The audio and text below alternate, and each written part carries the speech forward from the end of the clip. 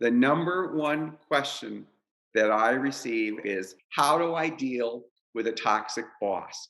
So, one of the strategies is this. Often there's an individual that's called the toxic protector.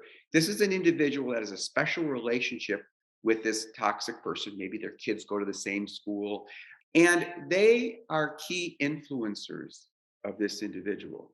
Go to that individual and say something like this.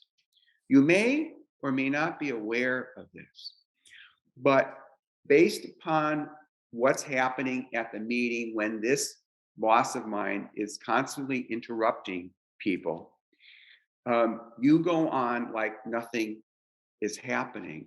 And so I'm wondering, would you feel comfortable talking with my boss about the impact of their behaviors on the team? A second strategy is this. I've often noticed that individuals do try to talk with their toxic boss about their behavior, and they try one time and it fails, and they say, see, it doesn't work. So, one of the things I say, and you have to determine your threshold for this, if you tried it one time and you tried it alone, the second time, try going with other individuals who are experiencing the same problem. This also has the serendipitous finding that what ends up happening is there's sort of power in numbers, and you're a little bit more brave in talking with this individual because, let's face it, a toxic boss is not going to fire five individuals that are coming to them saying, here's an issue. And the final strategy is you need to be respectful when you're giving feedback. And I have a 3-point strategy. It's called the intro, it's called the behavior, and it's called the toss back. So it would go something like this when you're having this conversation with your boss, either alone or with someone else, is the past several meetings, you have been interrupting a number of individuals at this meeting, and we are really frustrated.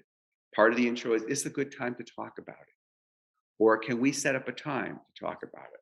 Then the second piece is the behavior. You want to be concrete and behaviorally specific. So what that means is you don't say things like you're shaming people at the meeting or you're engaging in passive aggressive behavior.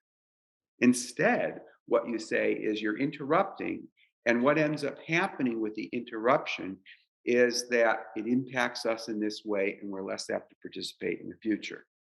Third, the toss back. Can we talk about this further? Do you have some ideas about how we can resolve this dilemma? So, those are some of the strategies that I found highly effective when dealing with a toxic boss.